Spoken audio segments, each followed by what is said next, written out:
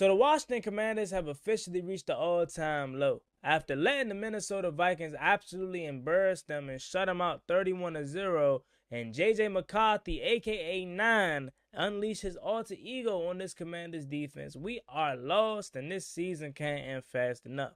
Let's hear from your reactions to the Minnesota Vikings versus Washington Commanders game. Let's talk about it. Shout out to Juan Gotti Talking Sports. You know what it is. Shout out Juan Gotti Talking Sports. Stop saying my name, you dick riding bastard. Love it when she back low, then she bring it back slow. I love the way she rock her hips. I love the way she move it, shake it on me. When she clap her hips, the shawty is the winner. You can tell that shawty love again now. She's confident.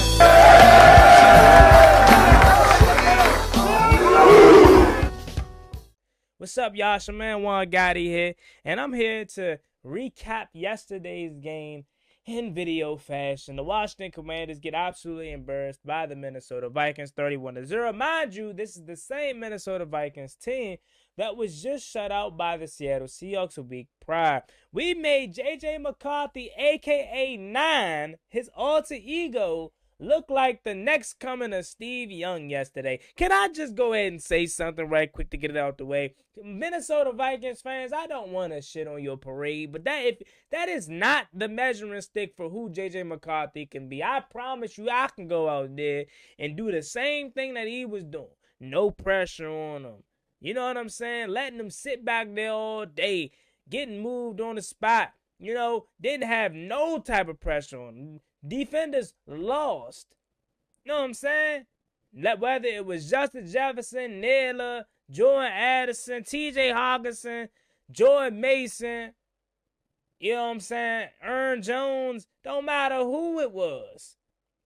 They was just moving the ball up and down the field all game long. We let 9 drag nuts on us. Simple as that. And this game, it felt horrible, man. You know, because, okay, losing this game is one thing. We're already 3-9. I don't think anybody's upset at the fact that we lost. Again, it's just how we lost, and it's the magnitude of how we lost, and it's the opponent we lost to. I heard something along the lines that the Washington Commanders is the first team in NFL history to get shut out by a team that was recently shut out the week prior. And I don't know, you know how these things are. People make up random stats to be, you know, nowadays to be the next thing. But if that's true, that's sad. That's sad, man. And it's not like you lost a close game. It's not like you lose a close game, I get it. Down the wire, like the Denver Broncos game last week. Okay, I get it. You have my respect. I understand. But you get 31-0 to the Vikings, bro, who are ass. So for all that DQ was talking, we lost, but we're not lost anymore. Nah. I don't think anybody's buying that DQ. And for the first time in this tenure, I can't defend fans who wants to move off from Dan Quinn. Now, do I want to? No, because you would just be repeating the same cycle. So I do have a message for the fans that are saying clean house.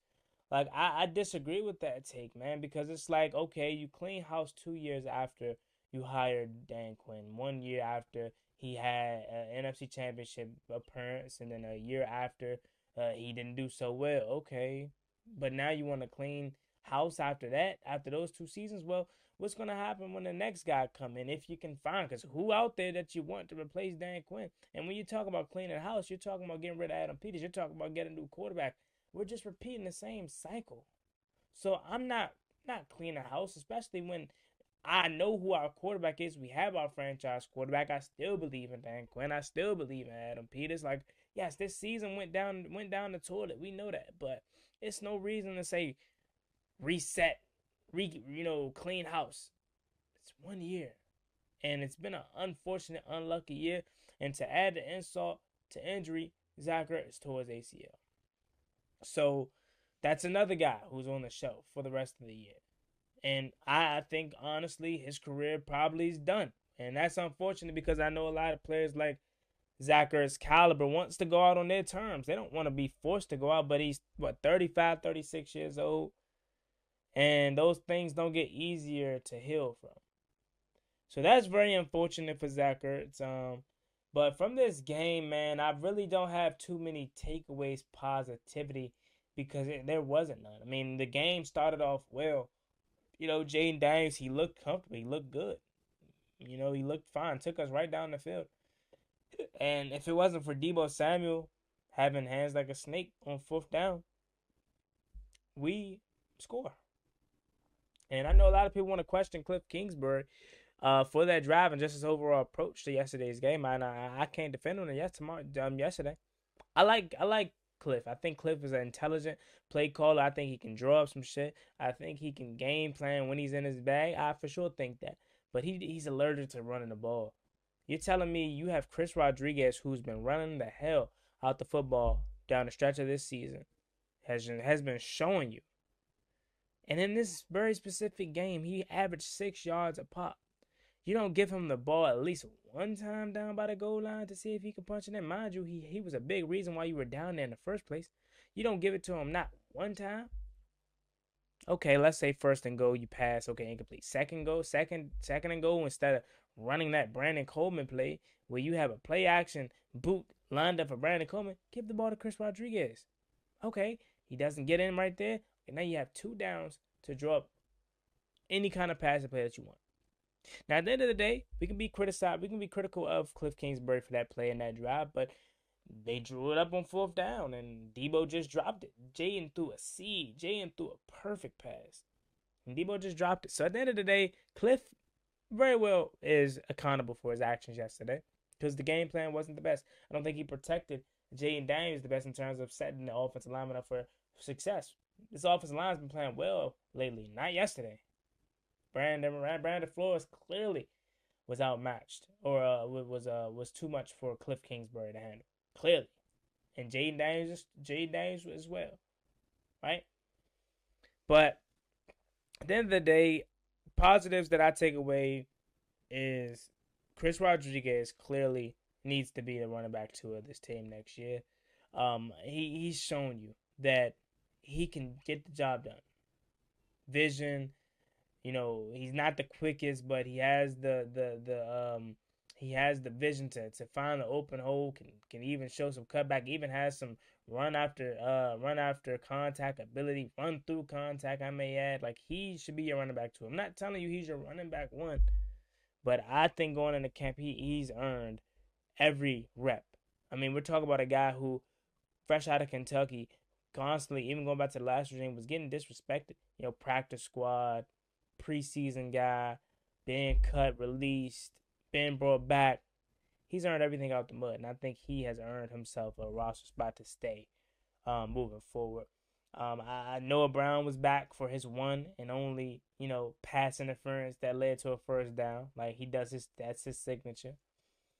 But other than that, man, it was just all bad. And once Jaden Daniels went out, man, it was just like, why even continue to go down this road, man? You got to sit him for the rest of the year. And you could tell he's defeated, man. And that's the one thing that I said in my post-game video, man. I said, at what point do we have to start questioning his mental? Because we know he loves this game. We know he's been playing this game all his life. And the one thing he wants to do is play football. But in a year in which everything just seems to be against him, he can't do anything right. He's just constantly getting banged up and getting hurt. At what point do we have to save himself from himself? Because I need to know how his mental is doing. Physically, he'll be fine. Physically, he'll bounce back. But mentally, how's he doing? You know what I mean? It's been a rough year. And the last thing we need is a guy that gets shell-shocked. Now, I don't expect that for Jaden. You know what I'm saying? I don't at all. But that would just be my next concern. To hell with this season, man. Put him on the shelf. It is what it is. It's over. I still believe in 5. I know a lot of people are highly critical of him, and some even turned on him. Some even say, oh, Drake May's better, or some even say he's RG. I'm not entertaining that. 5 is still the guy, and I still believe in him. It's just one of those years. But he banged up, re-aggravated that elbow, and now it's no point to see him for the rest of the year.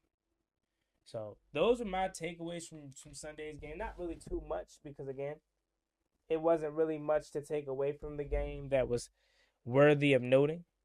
So let's get to your phone calls. Before we get any further into today's video, I want to give a huge shout out to today's sponsor, SeatGeek. If you're trying to go to a game, concert, or any live event, SeatGeek is the place to go. I actually got my tickets for week 1 against the New York Giants using SeatGeek, and honestly, I use it for all my event purchases. What I love about SeatGeek is how simple it is to find the best deals. They rate every seat on a scale from green to red. Green means you're getting a great deal, red means it's a little overpriced. That way you know you're buying with confidence and getting your money's worth. Plus, they even offer protection ticket plans so you don't have to worry about your tickets getting lost or stolen. And the best part about it all is they're hooking y'all up with the code. Use juangotti at checkout and you'll get 10% off your first purchase. Again, use code juangotti at checkout to get 10% off your first purchase. Again, you guys can call into the post-game show 240-804-7327 following every single Commanders game.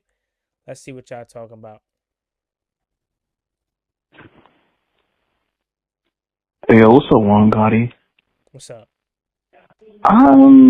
At this point, I'm at a loss for words because what the utterly shit was that? 0-31 against a Minnesota Vikings team that we made J.J. McCarthy look like prime Peyton Manning out there. At this point, I was like, it's almost laughable at this point because I've never seen a team play with no urgency, no nothing. That defense is utterly disgrace. That is hot garbage. Mm-hmm. Hot garbage. It's trash. It's ass. Prayers to Zach Ertz. I think that hit. I think that's it. Unfortunately, that should have been a flag low key. But hey, the rest. So, Jane Daniels. I mean, at this point, we're 3-10. I'll say at this point, just shut him down. Wait till next year. Shut him down. It's over. It's just like, what's the effort of this team? What happened to last week? Like, I think that's the most frustrating part. Is like, what was the effort for the game last week to this week? Where's that effort? Today we see no effort, no fight, no nothing. They just gave up. We were like cold bitches out there. It's like, it's utterly embarrassing. We probably gonna lose against the Giants. We probably lose against the Cowboys. We probably lose against the Eagles. So at this point, it is what it is. Looking forward to next year, and that's it. I appreciate you calling, man, and you hit it right on the head. Right? You know, I think what happened to last week, right? I know we lost, but the energy was high. It felt restored. I even came on record, and so many other Commanders fans came on record and said that felt like the Commanders team that we know. That felt like the team from last year. Yeah, we lost, but look at how we lost. We lose like that every single week down the stretch of this season. I think everybody would be like, okay, I can see us turning the corner at least. Right? At least you showed some effort. At least you showed some fight. At least you showed some grit. In the words of Dan Quinn, we lost, but we're not lost anymore. Well, 1 week later, we're lost and can't be found. So, what happened to that? I don't know. I really can't answer that question because I thought it would have been on the rise. Getting Jane Daniels back, getting Noah Brown back, getting obviously a consecutive game for Terry McLaurin, getting a lot of these key pieces back to this offense and this team, you thought maybe, just maybe, we'll see something. I'll guarantee the victory, and I should know better. Shame on me, but I thought this team really figured something out, man. I really didn't, and I didn't think Minnesota was that good. So, which translation, they're not. We're just bad, but yeah. I got one thing to say. That can't be the team that I know. Who are these names? Nah, but seriously though, man. You mean to tell me Minnesota lost 26-0 last week, then they play us, and all of a sudden they win 31-0. And you mean to tell me we won't score nothing? We got J.J. McCarthy looking like Joe Montana out there. 3 passing touchdowns. It's like the defense won't even out there. I don't know what Cliff Kingsbury's thinking. The run game working good, and this fool decided to throw the ball to an offensive tackle. I don't know what sense that even makes. I really don't. We couldn't even score a field goal. We couldn't do shit. My nigga Jaden on the sideline throwing the helmet. I don't blame Jaden. I'd be pissed too. Cause why is this generational talent quarterback? Although we know what the year is this year, with the injuries, whatever, who gives a shit? Y'all wasting the whole season. Looking ass. Niggas ain't doing nothing. I mean, we won't gonna make the playoffs, but we won't eliminate it. The playoffs? We're just trying to win the game. Look, man, as a Commanders fan, even the bad years, the Jim Zorn years, not even the Rivera years and all that. I'm gonna go back all the way to the Jim Zorn years. We ain't look like that. We at least gonna score some out here. We ain't gonna put up a donut. Even if we look bad, we gonna do some. You know what I'm saying? I mean, look, I know I ain't got that much time left, man, but look, as far as the defensive coordinator go, I'm gonna just say this: go get the dude from Texas Tech, bro. The DC from Texas Tech. I don't care if you got to make him assistant head coach, whatever you got to do. Just go get him. Let him be the DC. Let him be the defensive coordinator. Go job Caleb Downs, man. Because we ain't got no type of, like, generational talent on the defense at all. Maybe Trey Amos. Maybe. I don't know.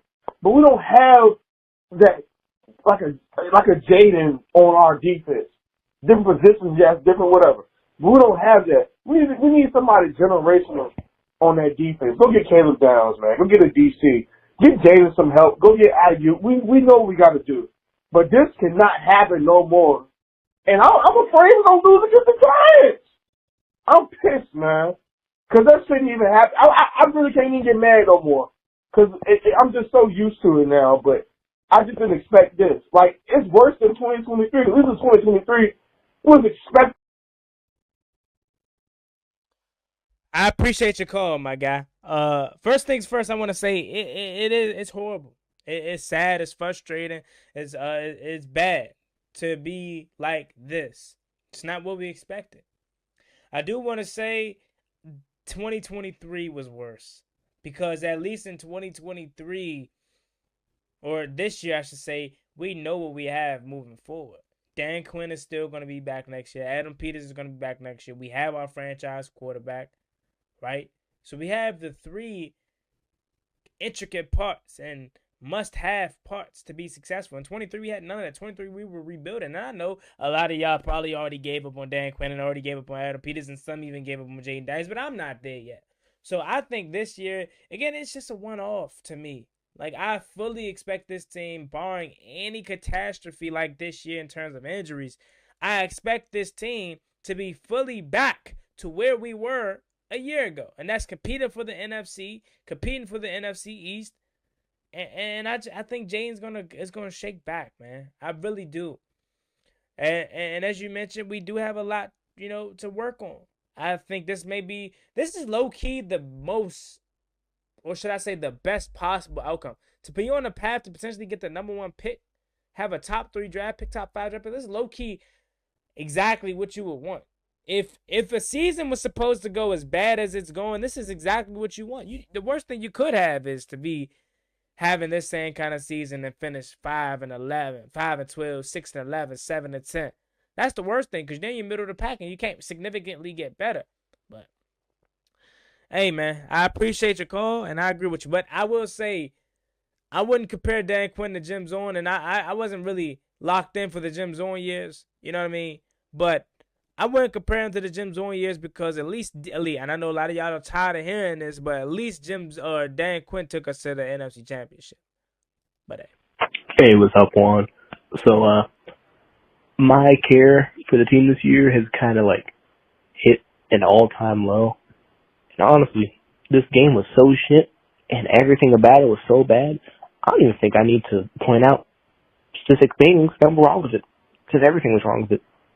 So instead, what I'm going to do is have fun and say we should draft Sam Howell and build around Jack Del Rio. Thank you, Juan, for being you and posting the videos you do, and I'll see you later, man. Hey, I appreciate it, brother. Draft Sam Howell and build around Jack Del Rio. Hey, tank for Cooper Flag, man. Why not? You know what I'm saying? Tank for Kaya Anthony. Tank for Arch Manning. Why not? You know what I'm saying? That's where we're at. It sucks. It is, but I'm with you, man. I'm at this point of the season where I'm enjoying football. I love football. I love the NFL. So I'm more interested in other games than I am ours at this point. You know, so it's just a wash of a year. We'll be back next year. And this offseason should be fun, especially if we get a top pick. We get a top pick, we're gonna have a lot of fun. But thank you for calling in. And let's go ahead and get to the last phone call. Yeah, and you know, I had to call again. You know what I'm saying? What is Cliff Kingsbury doing? This nigga name is Clifford. I'm not calling him Cliff. His name is Clifford Kingsbury. What are you doing? What kind of plays you throwing up? Why are you throwing 100 screens? You see the screens ain't working. What are you doing? What are you doing? As the OC, what are you doing? I can remember one of the old Redskin players from back in the day even calling him out today. You know what I'm saying? I can't remember who it was that called him out, but somebody called him out. He needed to be called out. Bro, I don't care if we got to see what Brian Johnson look like as our OC. I don't even care, bro. I'm at that point. And that probably sounds dumb, probably sounds crazy. We know what he did in 2023 with Philly. Whatever. I don't even care. Cause I'm tired of looking at Clifford Kingsbury. I'm tired of looking at him. I don't understand this. And then DQ, I'm sorry, man. I don't want them to fire him. But if they do fire him and he don't win another game, then maybe that's why. Like, you can be a leader of men, but we need to win a freaking game. Just win a game. Make your team a competitor. Mm-hmm. I don't want to hear nothing about no more injuries. I don't want to hear none of that shit, man. I don't want to hear nothing about no injuries no more because we need to at least look competitive. We haven't even looked like that all year, bro. And then, look, I'm not going to lie. I got bamboozled, too, when I thought that the defense was going to be better under DQ, but look what happened. I got bamboozled. I'm not even going to lie to you. But we need to go get the Texas Tech defensive coordinator, get him as our defensive coordinator, whatever we got to do to get. I don't care if we got to pay him a little, whatever. You know, if he's planning on leaving, I don't think he do, but we need somebody at DC. As far as the OC goes, look, man, we got to figure some shit out. I don't care what you got to do, but we got to figure something out. Get a young, very, creative OC, man. Because Clifford Kingsbury is not it. He's not it. Because he ain't got no excuses. Joe Witt, cockeyed back, he had some type of excuses. He had injuries all over the field. And Clifford didn't have all that shit going on. No excuses for Clifford Kingsbury. No more. I'm out of here. So I appreciate your call, and I understand your frustration. And most of it is valid. But I'm going to be honest with you, bro. Dan Quinn should not be fired to me. Again, you fire Dan Quinn, you're just repeating the cycle all over again. So after 1 year of a bad season in which it's not like he was just flat out trash as a coach or we were just the same team from last year and we just got beat, we are a team that has been poorly coached defensively, has been a team that has been, rammed through with injuries this year. And I get you say Dan Quinn calling defense wasn't no much of a change, and I would love to see what his defense would have been like had he had what Joe Witt Jr. had. Had he had Marshawn Lattimore, had he had Trey Amos, had he had Dorrance Armstrong, had he had Dietrich Wise, all these guys that were banged up. Will Hurst, man, I know he's back now, but had Dan Quinn had the defense that Joe Witt had, I would love to see how this defense would have looked. Dan Quinn is a man-to-man press cornerback, and he was forced to play zone all yesterday. You talk about the injuries on the defensive side of the ball, but offensively, Cliff has an excuse. Now, I'm not telling you he's perfect, but you can do far more worse than Cliff Kingsbury. My only gripe with Cliff Kingsbury is that he does not run the ball on a consistent basis. He just gets so pass happy, but that's just who he is. But you can't sit up here in my face and tell me when Cliff is on fire, Cliff ain't on fire. Cliff can call some shit up. We can do worse. And I'm not here to just defend Cliff because he wasn't good yesterday. But I'm telling you, I think a lot of you all are just in the moment, man. Because a lot of you all weren't screaming this last year in terms of firing Dan Quinn. Dan Quinn ain't good. Cliff Kingsbury ain't good. Some people were highly critical of Kingsbury, but a lot of y'all were loving what he was doing because he was doing a solid job. And this year, he's done a really good job given the fact of everything that he had to deal with. Besides yesterday, think about all the games that we played in offensively that we were in. And mind you, half of these games are without Jaden Daniels. Half of these games are without Terry McLaurin. Half of these games are without Noah Brown. Well, all these games are without Noah Brown. So if there's anybody that deserves the benefit of the doubt, it's not Joe Witt. It's Cliff Kingsbury. If we're being honest, talk about a guy that's been rambunctious by injuries. Both sides of the ball has been ran through with injuries. But Cliff, his injuries have hit his key players more. But think about these games offensively that we were in and we lost because of the defense. So week 4 versus Atlanta, I was there in person. I saw it. Offensively, Mariota played well enough to win that game. Okay, the Chargers game, Jaden Daniels comes back. Week 6, we controlled our own destiny. Jaden just fumbled the stop. He doesn't fumble that stop. We win that game. That's not on Cliff. Week 7 versus Dallas. That game started off very good. But again, he's throwing to Chris Moore. He's throwing to Robbie Chose and Anderson. And then he gets banged up himself. That being Jaden Daniels. We lose Dorrance Armstrong in that game too as well. Week 8 versus Kansas City. We moved the ball so much on Kansas City. Where we lived in their territory week in and week out. Or excuse me, I say drive in and drive out. First drive of the game, Deebo Samuel has hands like a snake. Caused a turnover. We just couldn't capitalize in their red zone, but we were moving the ball up and down the field on them. Is that on Cliff Kingsbury? Week 9 versus the Seahawks. Similar to yesterday. That was just nothing. Like nobody was good in that game. Then Jaden Daniels gets hurt. Makes it even more worse. And then week 10 versus Detroit. You play well enough offensively, but you weren't on the field enough offensively because your defense couldn't get stops. Detroit was just going on long, methodical drives to keep our offense off the field. But when Mariota was on the field, they were okay. They were moving the ball. And then in Miami, we didn't look good offensively. Defensively, we looked good, but we were still able to win that game. Came down to the wire, and we just blew it away. Then after the bye week, we go to Denver. We have Denver at home. Could have beat them. Mariota played lights out. Nobody was complaining about Cliff Kingsbury's play call at that point. Right? He drew up a nice two-point conversion. Had it not been for Nick Bonito, we probably win that game. Then you go to last week. And then that's the game where it's like, okay, can't defend Cliff. But for the most part, Cliff has been way better than he's given credit for.